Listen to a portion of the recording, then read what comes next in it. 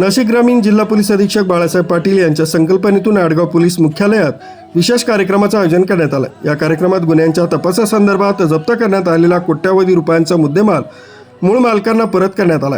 तसंच शिक्षण व क्रीडा क्षेत्रात उल्लेखनीय कामगिरी करणाऱ्या पोलीस कर्मचाऱ्यांच्या पाल्यांचा सत्कारही करण्यात आला।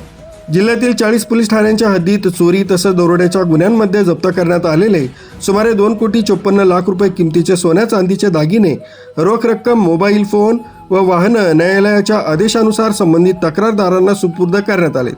यासोबतच सायबर गुन्हे शाखेमार्फत ऑनलाईन फसवणुकीचे बळी ठरलेल्या नागरिकांना प्रतिकात्मक स्वरूपात 85 लाख रुपये परत करण्यात आले। तसंच हरवलेले 230 मोबाईल फोन मूळ मालकांना परत करण्यात आले। विशेष पोलीस महानिरीक्षक दत्तात्रय कराळे व पोलीस अधीक्षक बाळासाहेब पाटील यांनी यावेळी जनतेतील समन्वय आणि विश्वास वाढवण्याचं आवाहन केलंय।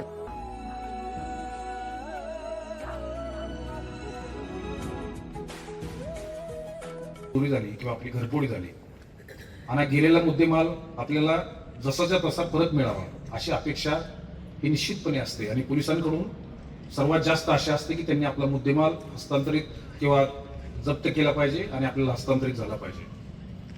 पोलिसांची प्रतिमा हा याच्याशी संबंधित असते की ज्या कामासाठी पोलीस आहे त्या कामामधलं सर्वोच्च काम हे गेलेला मुद्देमाल मालमत्तेचं रक्षण करणं, शरीराचं रक्षण करणं हे पोलिसांचं आद्य कर्तव्य आहे आणि याच्यामधलाच एक भाग म्हणून आपण आजचा हा कार्यक्रम हा खरोखरच प्रत्येक मालाची किंमत किती आहे यापेक्षा त्या मालाबरोबर मुद्देमालाबरोबर घरच्यांच्या भावना काय आहेत हे अत्यंत महत्त्वाचा मुद्दा असतो आणि प्रत्येकाला आपल्या घरातील मौल्यवान वस्तूबद्दल एक सुखद आठवण असते, काही भावना गुंतलेल्या असतात आणि असा मुद्देमाल जर त्यांना तसाच परत मिळाला तर खरोखरच त्याच्यासाठी ही अविस्मरणीय गोष्ट असते। पोलीस विभागातील 10वी, 12वी व उच्च शिक्षणात 75% अधिक गुण मिळवणाऱ्या 22 विद्यार्थ्यांचा सन्मान करण्यात आला।